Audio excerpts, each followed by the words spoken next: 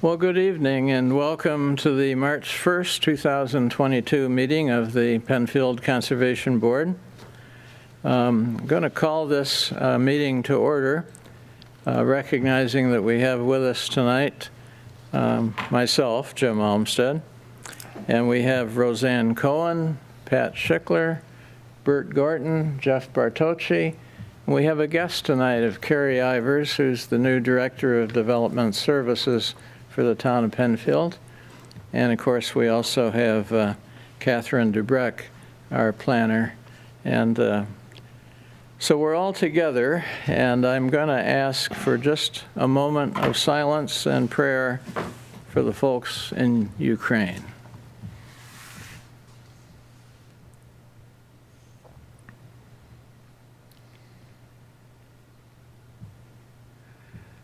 I personally have some family members there, and so I'll ask for the approval of minutes of February 1st. Do I have a motion? We had a chance to review them? Yep. I'll second it. And no additional comments on the minutes? So we'll mark those as approved with our thanks to Catherine. Catherine, I think because we have Carrie Ivers with us tonight, we can move her part of this up if you'd like. Sure.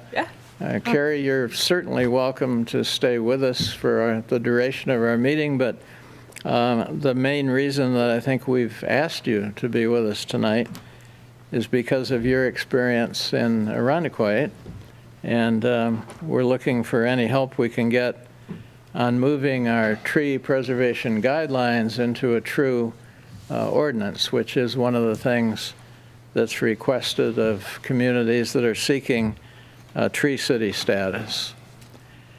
Well, I appreciate the opportunity to come, and I come here, and I will share with you that while the tree ordinance or the addition of that, the elements that allowed the town of Irondequoit to become a Tree City USA designated community, that undertaking was really shepherded by the Department of Public Works. So the commissioner and the deputy commissioner were really most directly involved in that effort. However, because of that program and the ordinance identified the Conservation Board as the board to sort of serve as the tree board, that's where my involvement or connection to the programming. And so the town of Irondequoit already, I think, had tree regulations on the books. In other words, they had a local chapter in their town code related to trees, mostly to deal with the maintenance and handling of their street trees, the trees that are planted in the public right-of-way, either on areas in the right-of-way that are just on lawn because there were no sidewalks, or the trees that were planted in the tree lawn on streets that had a sidewalk and then a lawn area in between the sidewalk and the roadway. And so the tree ordinance was updated several years ago to allow for the Tree City USA. The parameters, the requirements of that program could be reflected in the code. And I think, there's just some, and the couple of towns that have these provisions, I think there's some standard sort of policies or approaches that are incorporated into the regulations. So I think Penfield would be able to benefit from looking at how other communities handle it from a local code perspective. Are there particular questions or issues or things that this board would want to see reflected or addressed in moving forward? Well, as a conservation board, we recognize that our mission statement largely has to do with the proposed development of what have been traditionally undeveloped areas or areas that are environmentally sensitive. Right. And so we, way back, I guess in 2007, put forth what we hoped would be a tree preservation policy, which I notice Catherine has put before us, and I thank you, Catherine, for that. If you went to the town website, you would see a slightly different, well, maybe quite a bit different document that was adopted by the town board, and that was done in 2010. So it never did fly as a policy. The town board at that time in 2007 said, let's go ahead and publish a somewhat watered-down version and make it a guidelines document rather than a true policy or ordinance. So I think if we went back to our proposal of 2007 that Catherine's put before us here, it has some additional meat on its bones compared to what was actually adopted by the town in 2010. So that might give us a good starting point to try to move this into a true ordinance. But I thank you, Catherine, for putting together, I think we've got what here, Rondequoit, Greece. And Brighton. Something else. Brighton, okay. And yeah, that'll be helpful as we continue down the road with this. So I'm open to any comments by any of our members as to how you feel we should attack this. And Pat and I had an opportunity to meet with Catherine and Mark and Eric, your Department of Public Works person. Yep. So we learned quite a bit there about how the DPW would be involved, and so obviously they're going to continue to work with us on this as well. And one of the things that came up as we talked about it was that currently the town does not have a bucket truck, which I think would probably be required for maintaining some trees. So I'm sure that we'll have all of the cooperation in the world from those two individuals as we go forward. Yeah, so I think when you're evaluating sort of the approach or the policy that the town board would ultimately be moving forward with, because any modification to the town code happens by way of adoption of a local law. And the local law is either to add new sections of code, modify existing sections of code, add a new chapter. So there is town board action needed, and that process is pretty well laid out as far as the legal requirements for a public hearing, and then there's time periods that are involved, and then ultimately once the amendment, if the town board should choose to move forward with that, there'd be regulations then added to the town code to help codify some aspects of either tree maintenance and how trees are managed, so that they're being protected in some form or fashion. In most of the samples I've seen, the focus is really on trees within the public right-of-way or on public lands. And so that's one thing to take into consideration.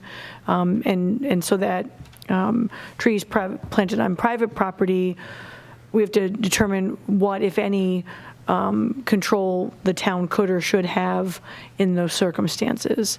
I think we also recognize that tree removal in some cases is also already controlled, or at least there's permitting needed for if you're in an environmental protection overlay district where tree lots are protected. So I'm sorry, so that's a question I had, Jim. I was just thinking about it. So if you have private property and it has an EPOD on it, can the town can the town have any say in the trees, or taking trees down, certain types of trees, or putting restrictions in EPODs? I think there may already be some control there as far as the approval required before tree removal can take place. I'd have to look at the code more closely to know exactly how that works, but I know when something's in the EPOD for wood lots, I think is the terminology, if I'm remembering correctly off the top of my head. And So that would be actually the only other place where, so we would have the local or the public lands, and then we'd be able to control or And to the work on anything that's in an E-pod or a wetland. Well, yeah, that's something to certainly think about or talk about. What does that look like? What does the policy state? I think ultimately, the getting back to the very beginning or starting from the beginning really is to identify what's the priority, why are we putting these regulations together? We're memorializing or identifying in a very secure way that the town values trees, wants to see them planted, wants to see them protected to the extent that they can or should be, recognizing that good forest management, good urban forest management or tree management requires trees to be trimmed, trees to be removed, so that, you have, because you can have overgrowth, you can have underbrush, you can have development trees can sort of take over a little bit, and doesn't always mean that they're healthy trees. We've all seen sort of the ramifications of the ash borer, so not every tree is a healthy tree and should be kept. So it's more of a making sure that that's being really carefully considered when development's taking place, especially if it relates to trees that are in public land or in the public right-of-way. I don't have a good sense or a strong sense, and forgive me because I'm only here for a couple of months, what the inventory of public right-of-way trees might even be right now. I'm not sure if it's a large number or a small number. Publicly owned land, we think about trees on our parks, town-owned properties, those kinds of things, so that there's some management technique there. And certainly to the extent that there are public right-of-way trees near private property that people know that they don't have. If I live in a house and there's a tree in the right-of-way, I'm not allowed to touch that tree. That's not my tree. Do you know what I mean? So those are the kinds of things I think we have to think about. So are those kind of like things that we would modify to this, or things that we haven't thought about on this, or? Well, if I might, because I know I was at a meeting with Catherine and Jim and. Doug? Yeah, no, not Doug, your boss. Mark. Mark, thank you. Yeah. So I think a couple of things, and just glancing through as some of the discussion was going on, the three examples from the other three townships here locally and things. And I know, like, embarking upon this tree city, there's an approach, there's some structural framework, which you were alluding to, which, carries through in a lot of these. Yeah. So in my mind, we would need to look at that. Okay, what is the minimum that's constituted, that's an acceptable policy? Again, all three of these all common themes. Right. Mm-hmm. I think the other thing that we need to think about, and I don't know whether this complicates our effort or not, and it's something we're going to have to be a little cautious of, because if I might digress for just a moment, at that meeting with especially to Mark as a department head and stuff, Jim and I were pretty clear to him that we've attempted to, as Jim discussed earlier, we've attempted prior to this, about a decade ago, to push for a better policy. And we were rebuffed, bluntly. And as Jim said, it ended up being a very much watered-down set of guidelines, and we took whatever win we could get. We made it clear in that pre-meeting, a month or more ago, in embarking upon the grant and the meaning of this tree city and what that, in order to apply for the grant and what you had to be moving towards, that such a policy was going to have to be instituted, and that Jim and I both felt pretty strongly that Mark needed to go back to the town board and be sure, are you ready now to do something? Right. Because you're going to have to end up, now, it doesn't have to be in the next month or next 2 months, but you're going to have to end up here. So in my mind is looking at this, and so our tree preservation policy, this 2007 draft that Jim had, our policy direction at that time as a committee was really aimed at development, not at Yeah. the ongoing day-over-day management of trees in the area. And that's what I was saying about maybe. So, and you know, you take a look at these plans, the draft, you know, the 3 examples that we have, and this is where we need to look back to the guidance out of Tree City USA and what, you know, what's the minimum. You know, not, to me, not surprising is that it's going to be the focus, just the way these 3 example plans kind of put out there, right-of-ways, you know, public lands, parks, and the management of trees on those. If we want to extend something, we're going to have to think carefully about how you extend some type of concept around tree policy to developers. Well, I think when we look at the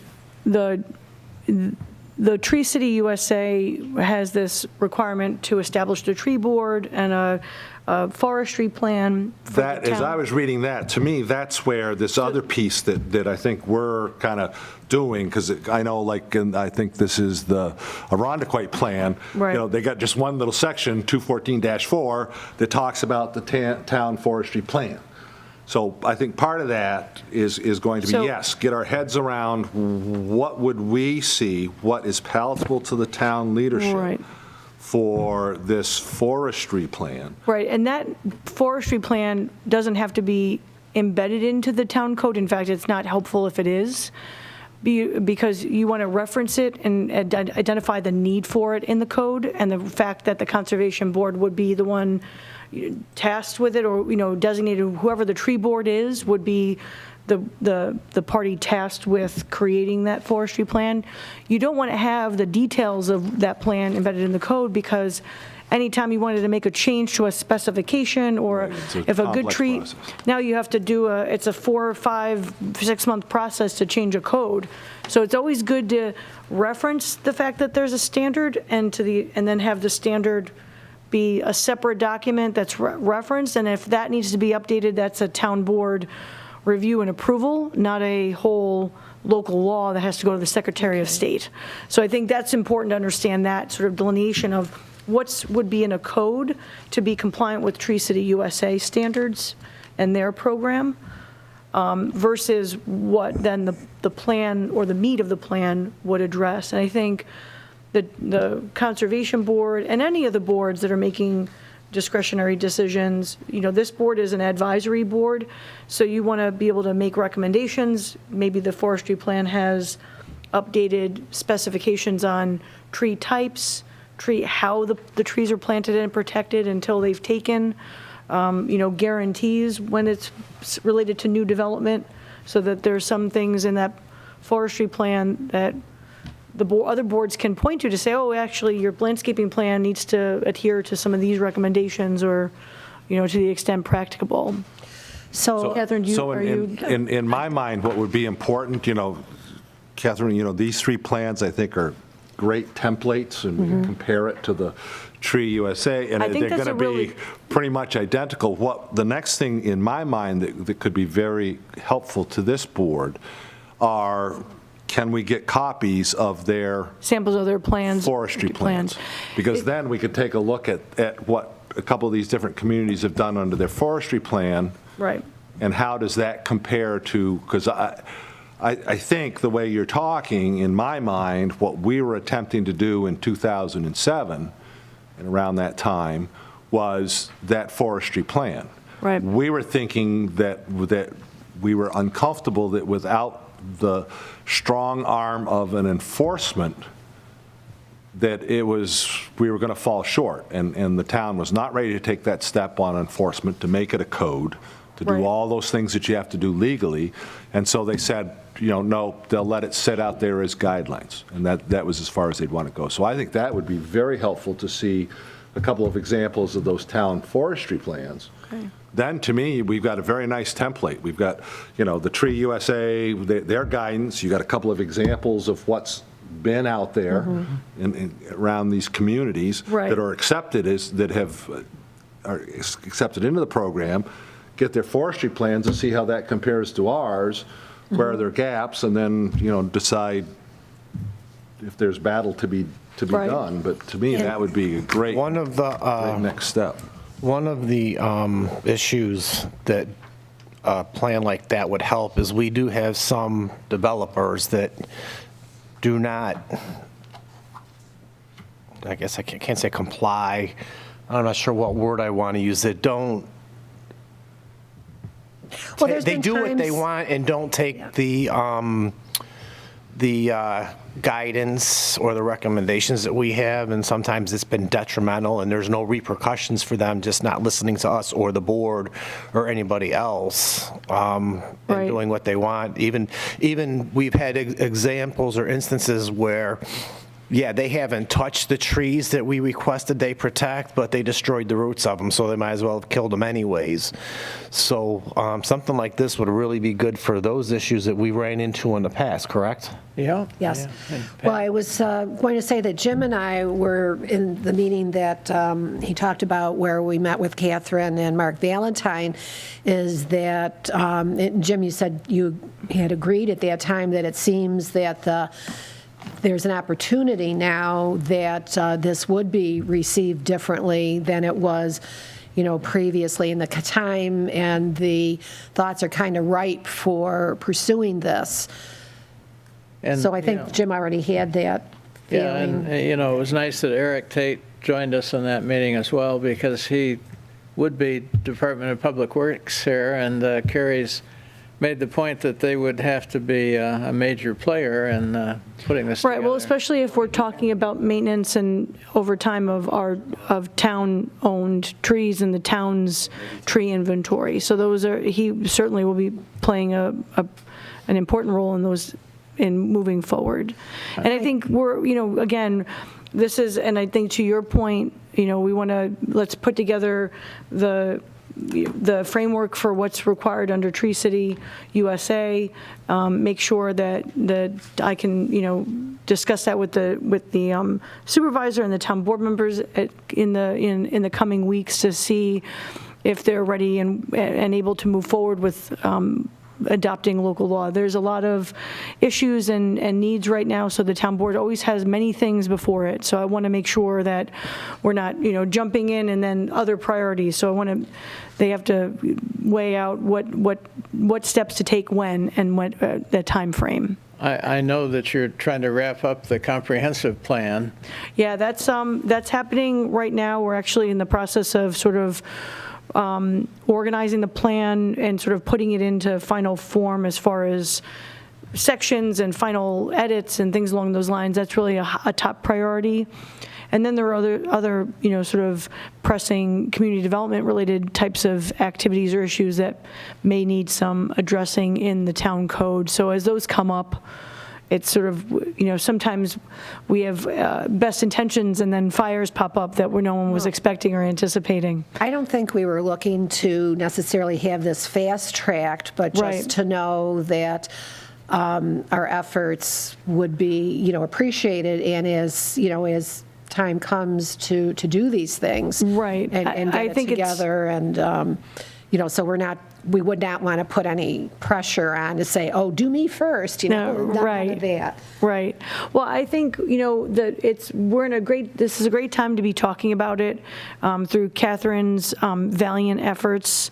The town was success. Am I jumping ahead on the No, agenda? you're good. The town is successful in receiving that tree grant that through, was it the New York State Urban Forestry the council? I knew it was the council. It ended with council.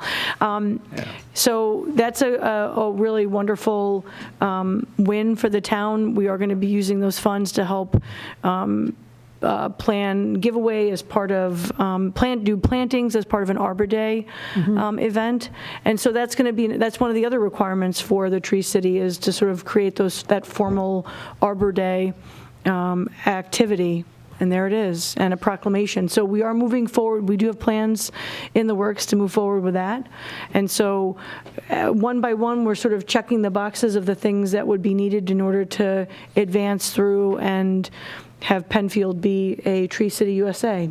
And we've also done these events, in not so much during the COVID period. Oh, but right. This has been a typical practice for us without trying to obtain, Tree City. But we were already doing this as often as we, yearly, hopefully. Right. Also, we understand that there's a certain budgetary amount that needs to be spent every year that's dedicated to trees, and it appears that we likely already spend that amount. It's just that it hasn't been identified as such. In other words, Hasn't been broken out that way. right, Eric has sent people out to work on several somethings, and it incorporated working on trees, but we didn't identify how much was working on trees. So Sure. So how much do we have in our budget for this event and for the year? Well, we're going to talk about that very shortly. Okay. But Okay. as long as we've got Carrie here, I want to follow qualified up on expenses. the comprehensive plan. As part of that, we usually accompany that whole thing with a open space update. And we were working on an open space update quite a few years ago now. Okay. And it led to a bond voted on by the residents of Penfield to purchase the development rights of quite a bit of property. Sure. And that, did you walk some of that with me, Bert? Because I know I served on the open space update on a couple of different generations. And so I would think logically we'd be coming to a point where this board would be welcome to provide one or two of us at least to participate again Right. So I in an think open space update. as we're going through the plan, typically you identify follow-on activities or upcoming next step action items that might be needed or wanted, and certainly revisiting an open space plan or to update that. That's always an important activity, especially if it hasn't been done in some time, and just to document that and compare. And it gets easier over time because you already have a list, and you get to just go back and sort of see Right. what's happened to those parcels of land. And Right. and so certainly if it wasn't already included or called out really in very clear way, I think that's probably an important recommendation as far as a next step action. There is going to be a whole section about sustainability. I think that's probably the place where it lands because that's part of that conversation. Sure. Okay, that's great. So let's see, the question that just got raised before us, I definitely need to purchase bifocals. So, yeah, Jeff, you were asking about our spring plan with the, in the past, what we've sometimes done when the town had a spring day dedicated to cleanup or whatever, and they chose the community center as a gathering point, and public went out and engaged in cleanup activities for the town, and we engaged as a conservation board on what we called tree giveaway until somebody showed up with a pickup truck and a grandson to pick up these trees and then realized they were saplings. So what we've done in the past is strictly a sapling giveaway. And but Catherine has news for us, and I'm going to turn it over to you, Catherine, to tell us what the town board has decided we're going to do for our spring event. So the Shadow Pines idea is on hold. Sorry. I know. You're a tease. Sorry. So Yeah. there's some more work that needs to be done with like prepping the area. And I believe they want to do like a garden or something before, and so there's a lot of other factors going into it that they'd like to push it at least into May. So the idea at this point is to use the grant money. So we did get the full $1,000. We got $500 up front, so there's a check with the award notice for $500, and then after the planting event, we'll submit receipts and proof and a report, and then get the other $500. So the idea is to use the $1,000 to put towards larger trees. So they requested at least 1.5 inch like diameter trees. So they're larger and like they believe they'll take easier than saplings might. But you get some bigger trees and plant them around the path at Rothfuss because it gets pretty hot over there and there's no shade in certain stretches, and also the playground, the Jack's Place playground, it's pretty unshaded there too. So we're still looking at April 23rd, the day after Earth Day. Okay, so that's when we're looking at April 23rd. Yes. So then the idea is to have everyone come out, like, see how many trees we can get that are that thickness with the grant money. But then we've also purchased the 100 eastern white pine trees, seedlings, not trees at this point, and then 50 red maples seedlings. So we'd have 150 seedlings to give away at the same location/event where we're planting a little bit larger trees in Rothfuss Park. Okay, so- Catherine, is the planting of the larger trees going to actually happen on April 23rd? Still working that officially out with like the parks folks, but yes. And who's going to do that? It would be, depending on the size, parks / like town staff, or if they're small enough, have some, like I'd love to invite a bunch of community members, like scouts. I know there's at least one scout troop that I know of. Okay, so are we going to start getting into talking about the event now, or are we still holding off on that? Yeah, let's go ahead. Let's Okay, go so- ahead and talk about that. So where are we going to, I'm sorry, I was looking at something else here. Where are we going to be doing this at now? Rothfuss. We're going to do it at Rothfuss. Okay, so one of the things that, actually going along with what you're saying, one of the things that I wanted to do, or I was thinking about, is we want to, and I think we could do this at Rothfuss Park too, which is just as good as Shadow Pines, set aside an area and for people and people that encourage people to bring their kids, when they come to get their trees, I would like to have a grove set up, an area set up where we could make a grove. And the idea would be is when the people come to get their seedlings or their trees or whatever, we kind of get the family to take stock in this grove that we put someplace over in Rothfuss Park somewhere. So you take your kids, you give them a tree, you give them the seedling, you send somebody off with them that knows how to plant these things. We'll go and mark it out, like, so we don't get them too close to each other. And we put a grove commemorating this Arbor Day, and, I was thinking about a plaque with this conservation board, but I mean, if we're gonna do this new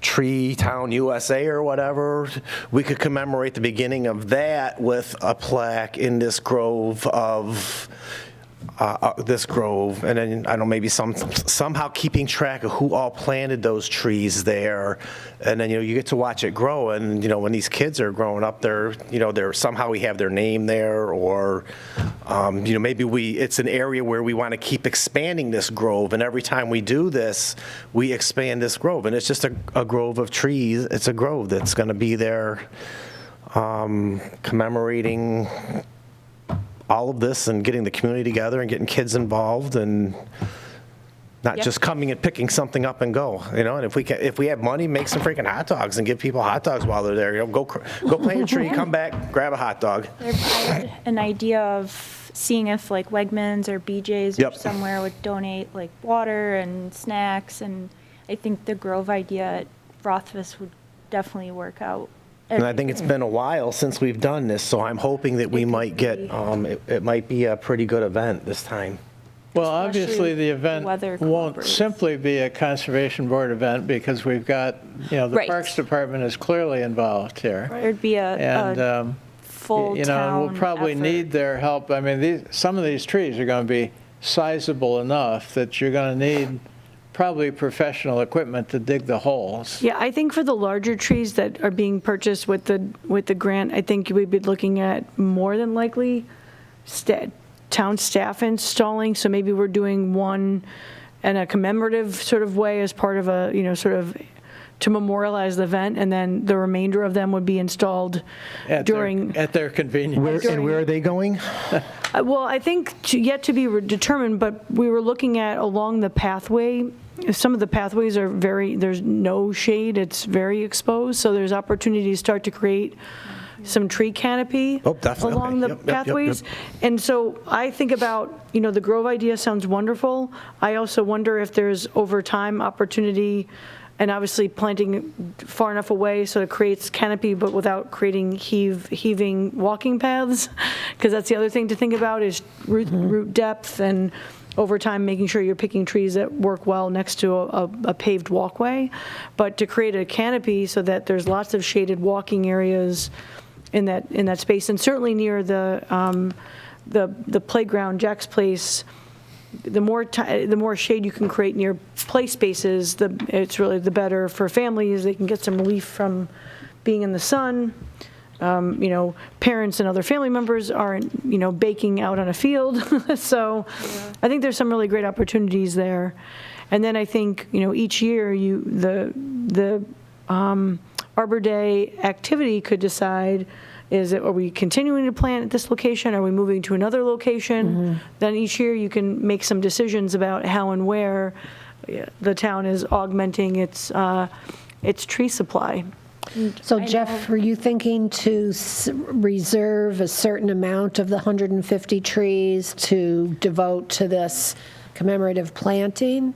I really hadn't got that far. I guess it kind of comes down to how many people come to get them. I'm thinking maybe, like I said, if you come and take one or two, you take one and plant it. They could, yeah, exactly. They could decide if they, the tree would be free, the seedling would be free for them either way if they want to take it home. Or I did confirm with Eric with DPW that they do have some little hand shovels and gloves and things like that available that they could provide, the town could provide. So if the family wanted if people want to come out, weather's good on that day and just plant it with their family. Yeah, so we would day. So we would obviously want somebody from I don't know, Parks and Rec or wherever, but somebody that, because obviously we want to make it big and the hole big enough. We want to put, I don't know what you put in when you plant trees, whether you put peat moss in, but we want to make sure that they learn how to. That was the other thing. They'll learn how to plant their trees. Right. So Yeah. it's not just making a hole and sticking it in the ground. You Jeff? got to do this, you got to do that, you got to do this, you got to put water around it, and I thought that was where the Boy Scouts might be coming in, was to. not in the grove. Not in the, but where couldn't they though go off and help somebody to? If they know how to Well, plant we trees. would have to be giving them some instructions, so there would be Yep. instruction to them Yeah, we that could they do could that. then impart, because I can't, I hate to keep asking for, certainly to town help, but what if there were several people that arrived at once clamoring for one town person, for instance, and I, envision that that's something that the Boy Scouts could take on, learning how to do this beforehand. Yeah. We might so we even- could have the town person teach everybody how to teach The Boy Scouts or Scouts. teach people how to plant the trees, because And we want to even- make sure they're planted I'm right. sorry, I didn't mean to jump in here, but one of the other things too is it may not be a town person providing that information. We could be getting from either, town resources that we have, or, that's true. Yep. The Cornell Cooperative Extension, they may already have sort of guidance or how-to little tutorial that's on a piece of paper that anybody can take a tree and here are the instructions for best practices for planting.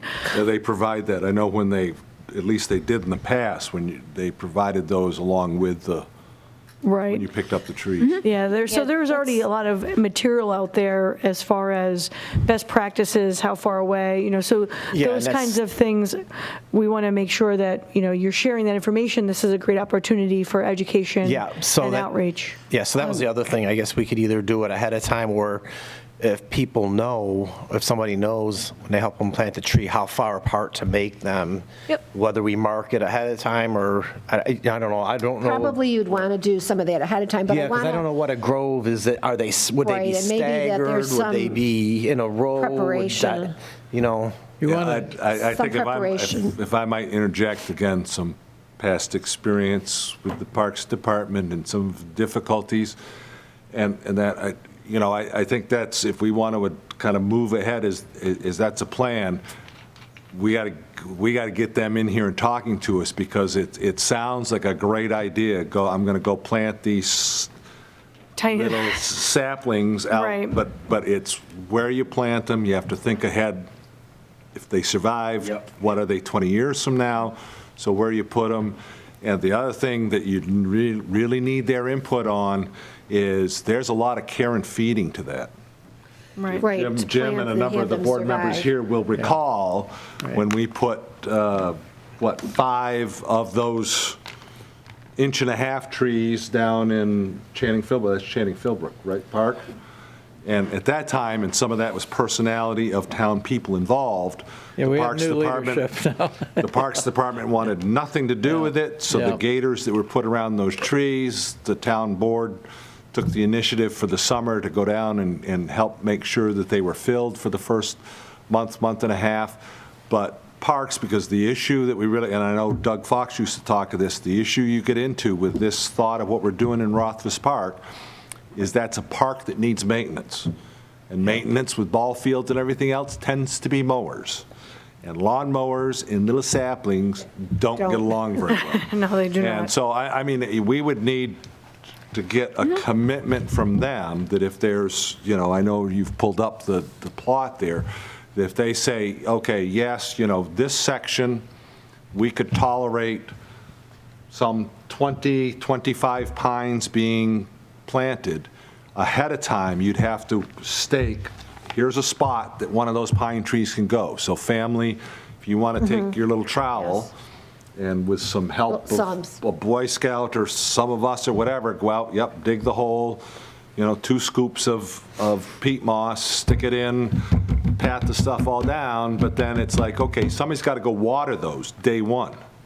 Somebody's got to water them day Right. 2, or they won't survive. So I understand the idea and the concept, but boy, we've got to have buy-in from the Parks Department that this is So I think that's a something- fair point, and I think also from I'm sorry, Catherine, you go ahead. No, you can go. No, you go ahead. I was just going to tie it back to another item I wanted to bring up was the buffer in a bag program. So we spoke with Tim Masterton, who's like the head of parks. So it's like slightly separate from the Rothfuss Park piece, but that part is, we got approved to get 25 seedlings from the state. They're going to send it, and you have to plant it within so many feet of a river or a stream. So there, it's going to go by Hip Brook in Shadow Pines. But he's full support of planting trees and said that's super easy, and we'd coordinate with the mowing contractor there to make sure that they know where they are, and definitely have to set up a meeting about Rothfuss, but I think he's Yeah, and I mean, very that's the point. I supportive. don't think necessarily I'm saying right again.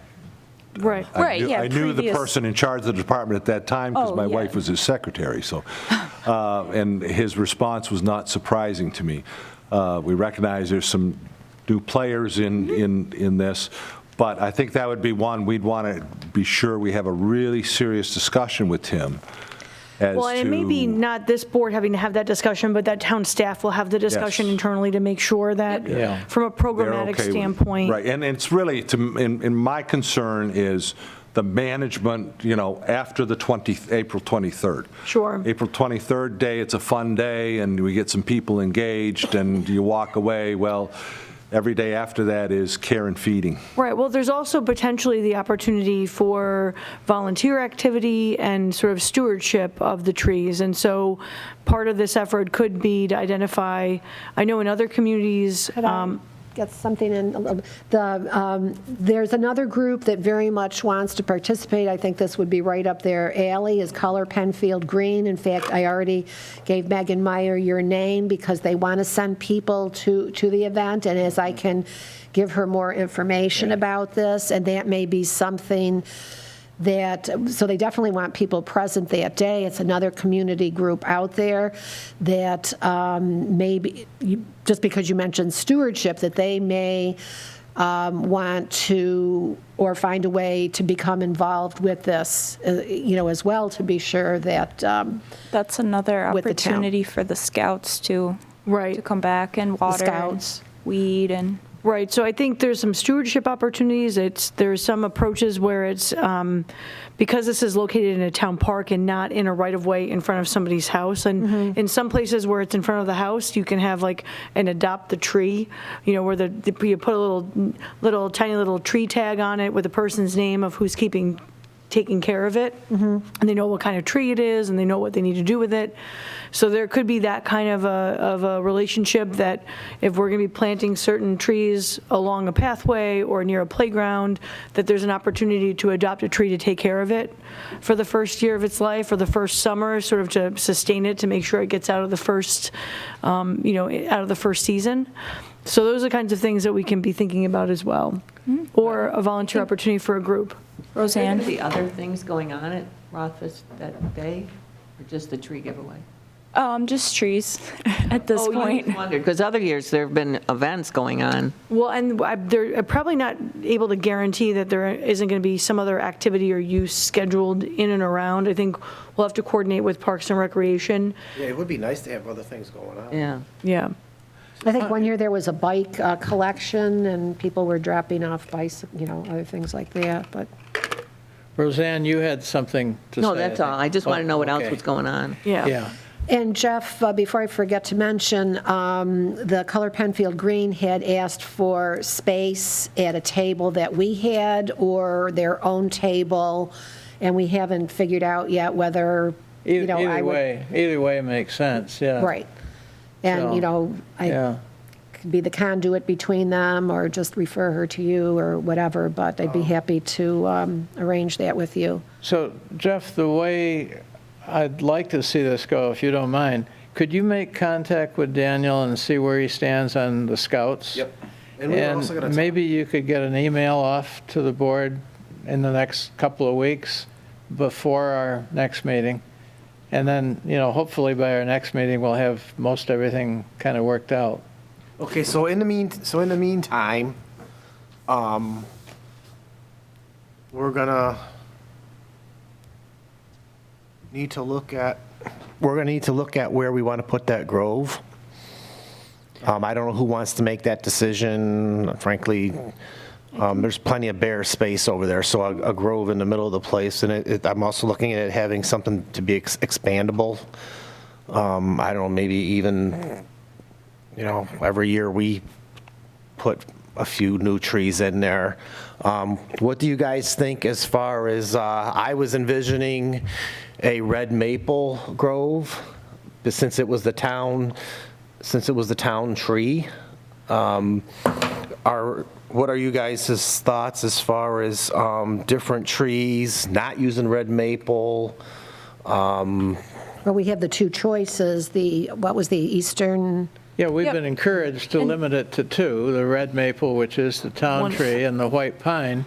And I'm going to take this opportunity to hold up the January, February issue of the Smithsonian. It has a wonderful article in there about old trees. And there's a man who has followed the oldest trees of New England for many, many years, and he's determined that there still exists old forestation in New England. We're talking 300-plus years of age.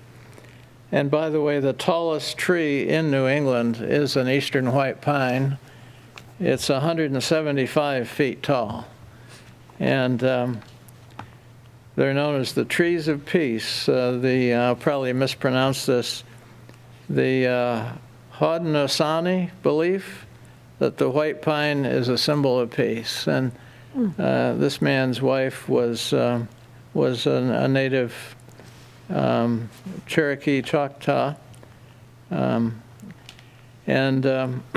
he's been on a mission to find and make known these areas that were hard to log.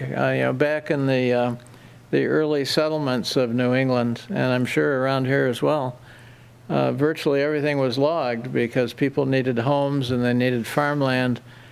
But there were areas that were almost impossible to log, and I suspect that we may have some of those areas ourselves on the banks of Irondequoit Bay.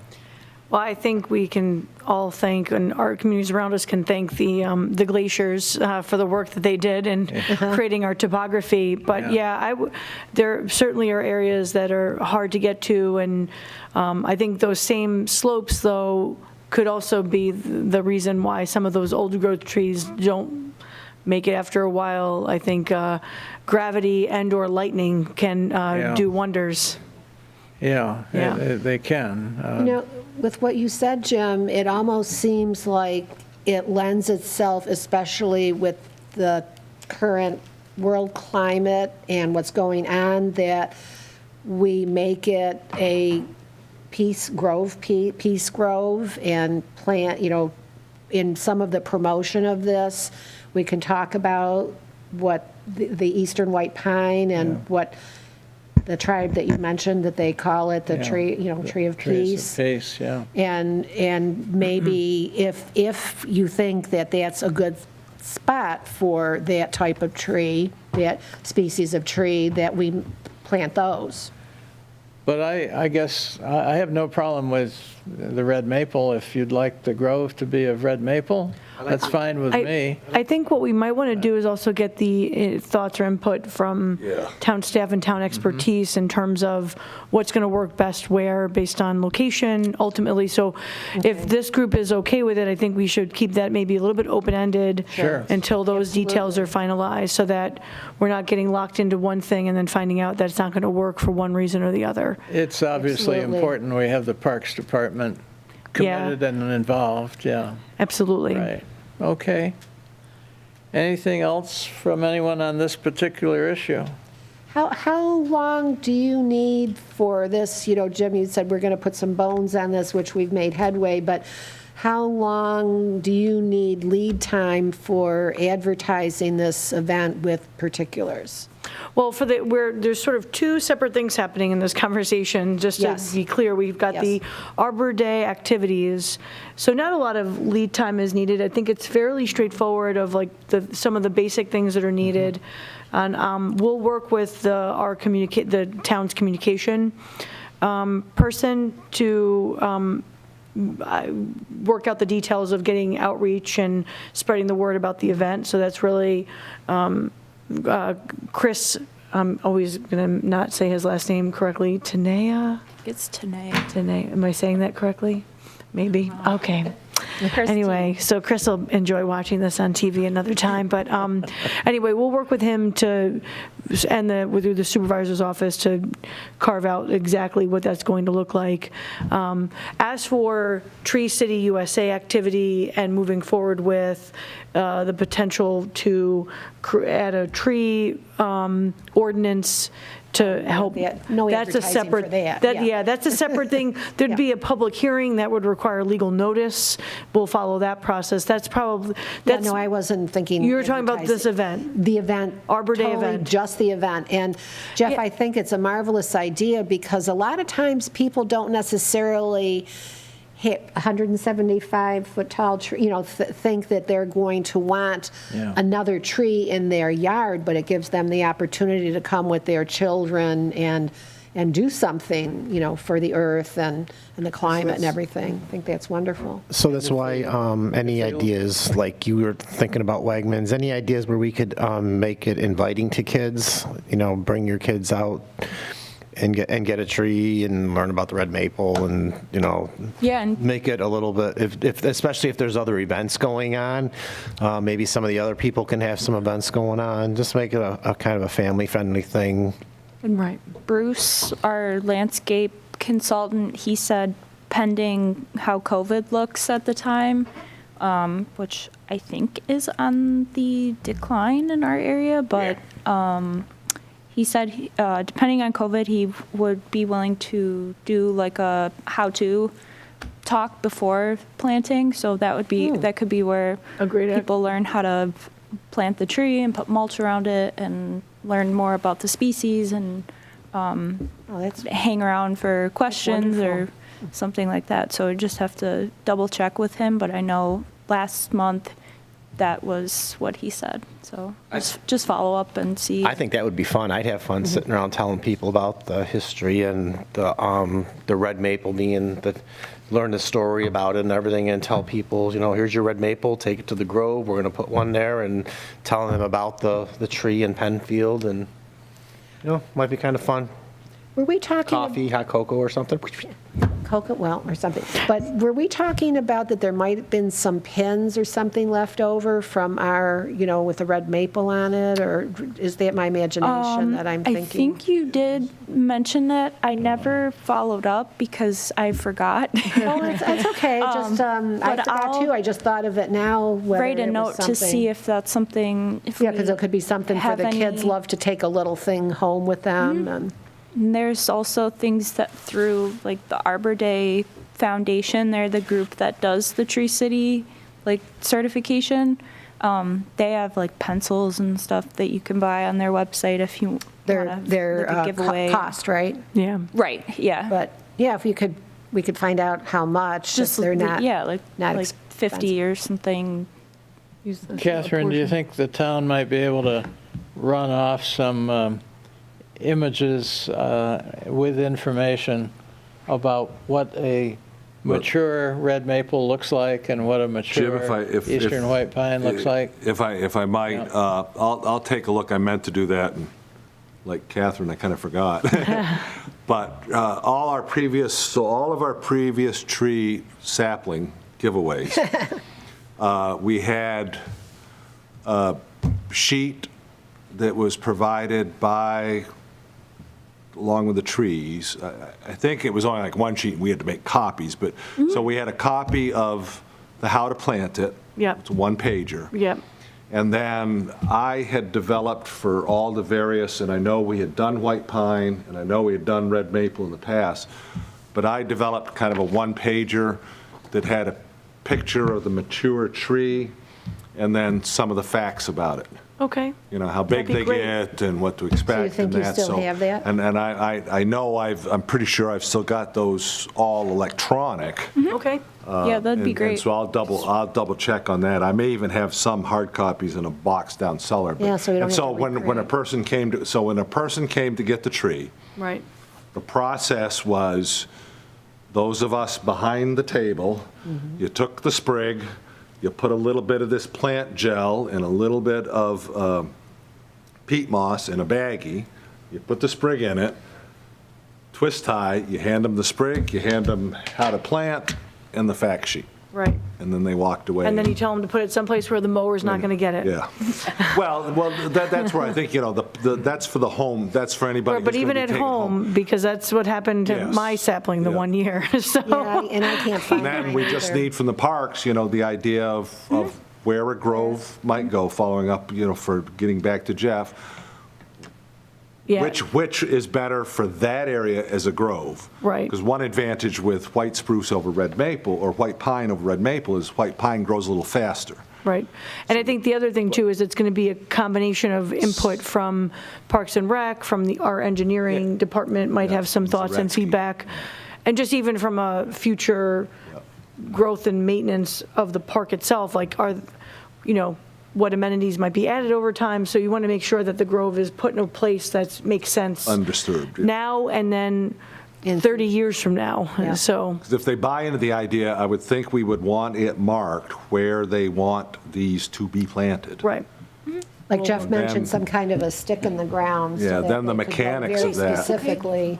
The rest of it are pretty straightforward for that. Please. Okay. I was just apologizing to Heather. I've got to be somewhere. I've got to take care of something for one of my children. So I have to run, if that's okay. Thank you for being with It was us. a pleasure done that. pleasure to meet you all. Okay. And I'm sure you'll be seeing me again. Thank you. I Thank look you so forward much. to working with you, Wonderful Carrie. to meet you. Yes, same here. Thanks. Oh, thank you. Pat, we're looking forward to a guest speaker in May. Oh, okay. Yeah. Megan Meyer, I believe where we left off last time, and I had passed something out last meeting that she is, she's Healthy Yards, Monroe County's main presenter, and she also works with Color Penfield Green.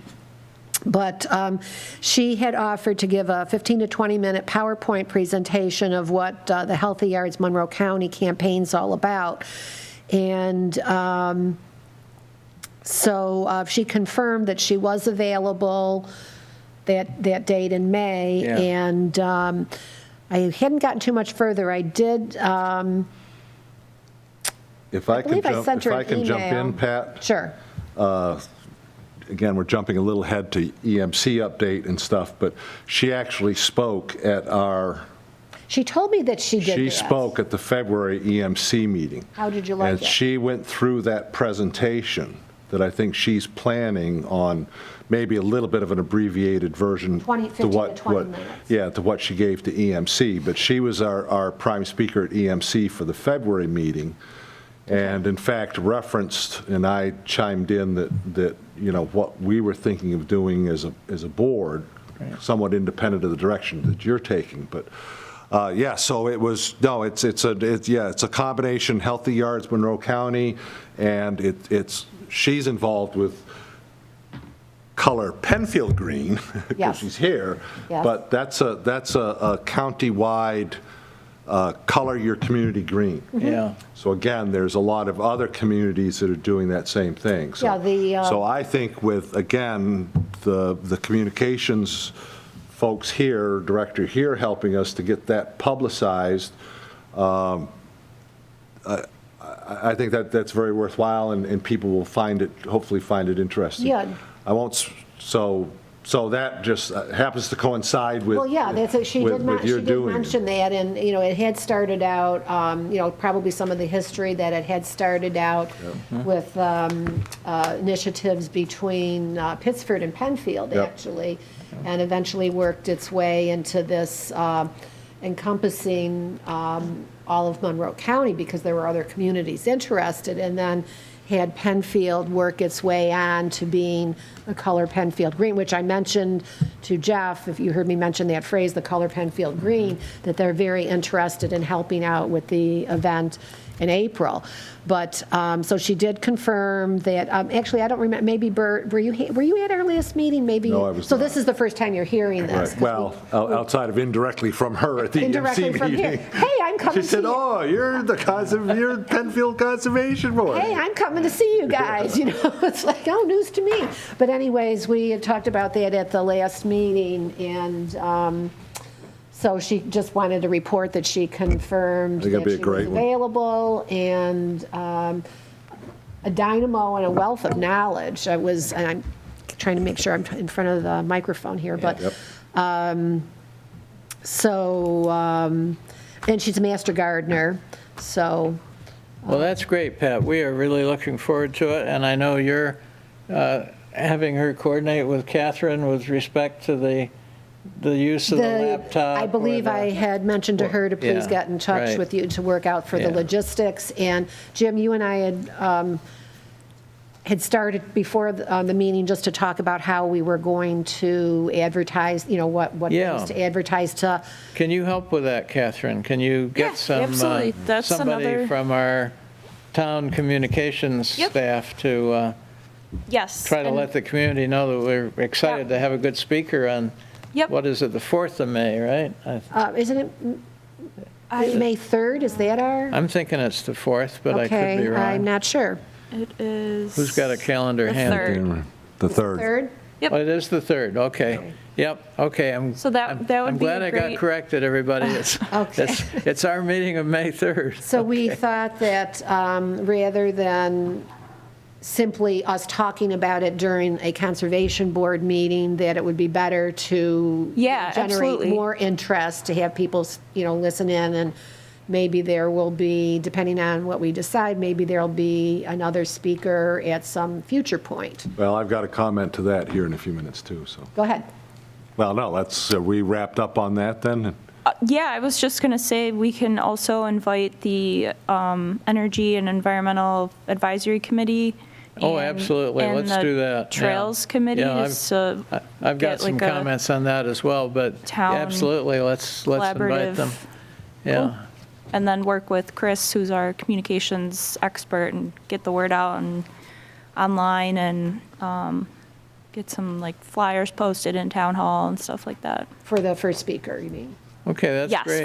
for any event. any of that- them, Yep, okay. yeah, that's what Chris is here for, and I mean, printing flyers is easy to do upstairs, so Well, you make my life easy. yeah, happy to help. That's what we got printers here for. So I So, think yes, we're down to updates from the EMC, Bert. Oh, yeah, okay, good, yeah, so January's EMC meeting was a combination meeting with the County Recycling Council.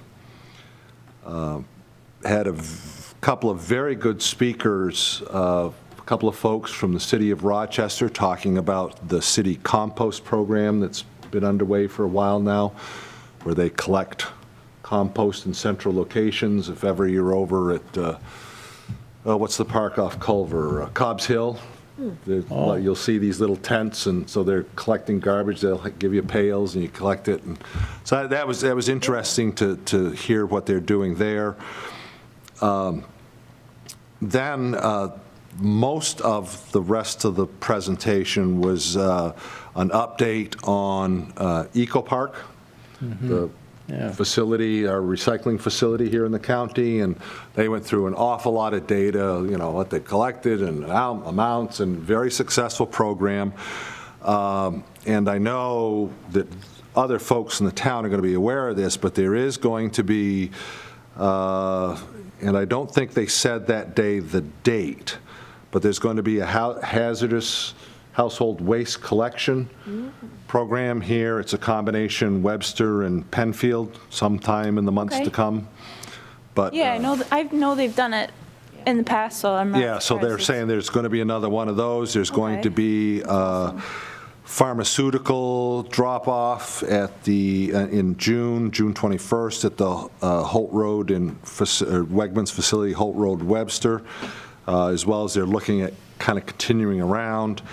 So then the other thing that captured my mind based upon our December meeting and plans for 2022 discussions was there are a number of education and outreach programs that the EMC and the county folks provide, and they discussed one that was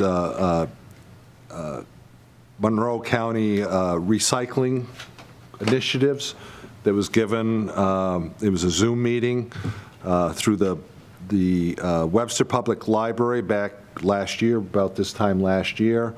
And, I mean, they said they had 80 participants. So I think there's some fodder there. I've got to get to Tina. I haven't reached out to her, but it's this Tina that's on the committee that we could coordinate. So that might be something for a little bit later in the year after a couple of these other ideas. Right. So far, I think there's a number of different things that we can draw in from that, to help us in kind of this outreach endeavor. So there's a lot of programs that are available, and I'll kind of keep tracking of those. The February meeting, as we'd already talked, was primarily outside of just some minimal updates from the county, was Megan Meyer and the Healthy Yards, Monroe County, Color Your Community Green. Yeah.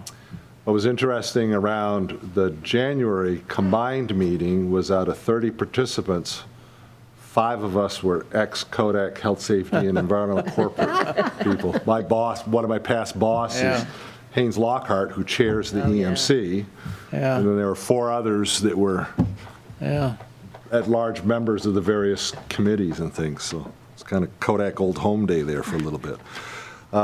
Yeah, so I think our next meeting for the EMC is third Wednesday, right?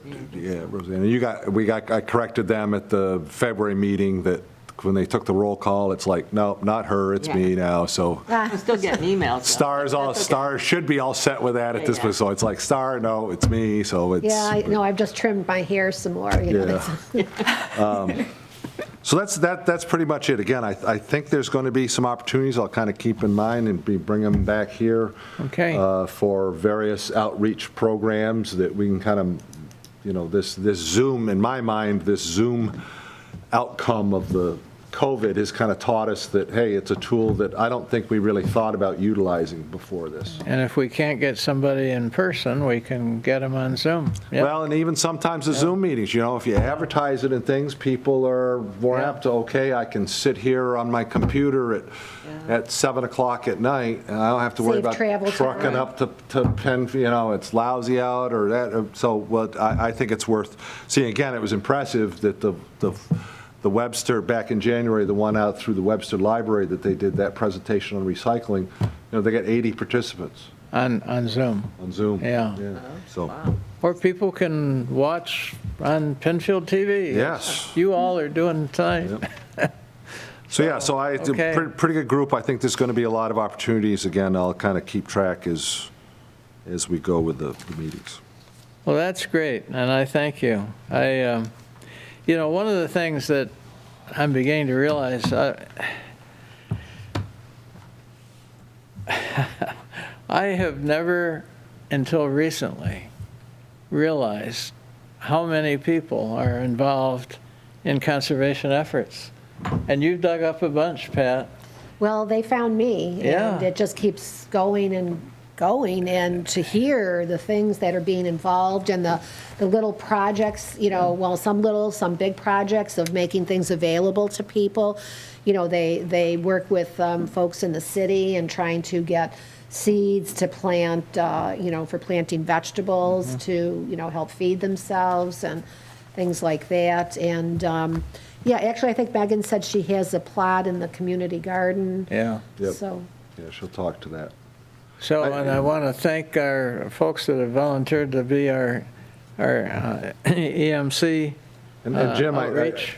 I think to that point that you're talking about Yeah. and stuff, I think that's a phenomenon of probably less than the last decade. So Yeah. we go back to the days Yeah. when you and I started on this whole thing and stuff, and the primary purpose was looking at developers' plans. Right. Well, we're in a new day and age where all of a sudden now there's a lot of people with a lot of energy around a lot of these initiatives. And there's a lot going on. This is what struck me with EMC is that you listen to those, so there's a lot going on around. And, I think we're lucky enough we'll tap into some of it. Exactly. And things, but I think people share, some of the comments Jeff has made here. We've heard from Daniel, we've heard from all of us that big concerns now that these initiatives are underway in a way that I don't even think 5-6 years ago they no. were. And COVID, I think, had a lot to do with that. Anybody that tried going to the garden centers during the worst of COVID, that was a place you could be because you were outdoors and, people are sticking close to home. And so working on their gardens and that, so if we can say there's something good that came out of this, I think the interest in gardening and growing things and conservation has increased as a result of that as well. All right, back to the agenda. So Sorry back about back to our agenda, under old business, I had promised to make contact with Bob Canauer, who used to be on this conservation board with us and now serves on the planning board and also serves on the Energy and Environment Advisory Committee, which is actually chaired by our new supervisor. And Matt Piston, who used to be on this board as well, is another member. And then there's a couple of other folks that I unfortunately can't remember. But in any case, I knew I should make myself more aware of what they were all about. And so not only did I talk with Bob Canauer, but I watched their last meeting, or at least most of it, on Penfield TV. And if you folks aren't going back and looking at some of the old meetings, you realize you can do that. So the February meeting was, to me, very informative of what they're up to. And I knew they were very much involved in this CCA effort for the town of Penfield that probably many of you have taken advantage of, where you're purchasing green energy. But Bob Canauer is also an electric car person.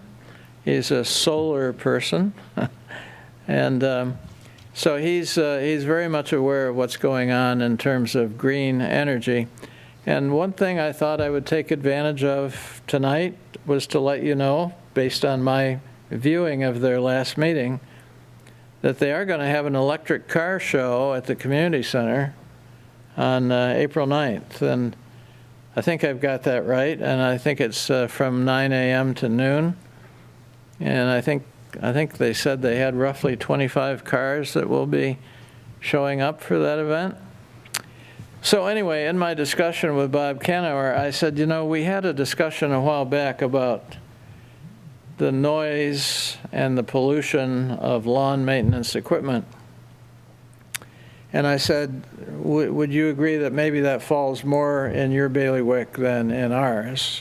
Because to me, it does. And so he is going to take that issue to the EEAC and discuss it with them. But clearly, as I see their mission, that's right in their wheelhouse. So we'll hear more from him, I'm sure, and I'll continue to stay in touch with him. But I wanted to give you that report. So now I'm back to, does anyone have any other business? And did you have projects you wanted to review with us, Catherine? No projects tonight. All the projects that are before the planning board are still in developed areas. The March public hearing is next Thursday. So, and I believe the April application deadline is either this week or next week. So hopefully at the next meeting, I'll have some new projects to bring up and see if there's any that need a conservation board report. But as far as other information, just real quick, I have some info to share.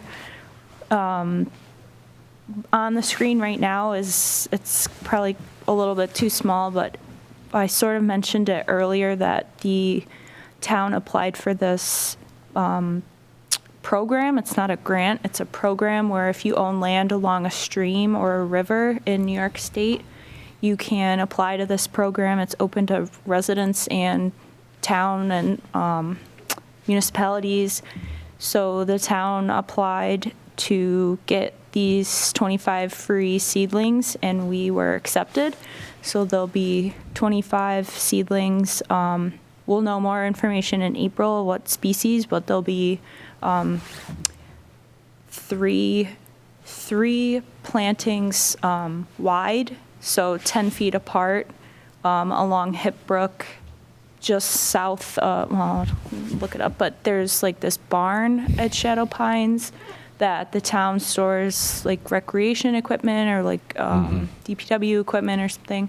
So just south of that, there's a little tiny bridge where you can walk over. So right around the bridge, we'll have just under like 10 long, 10 feet apart, 5 and then 3 wide. So it's like 130 feet in length and then 30 feet in width of a stream buffer with these seedlings. So that was free.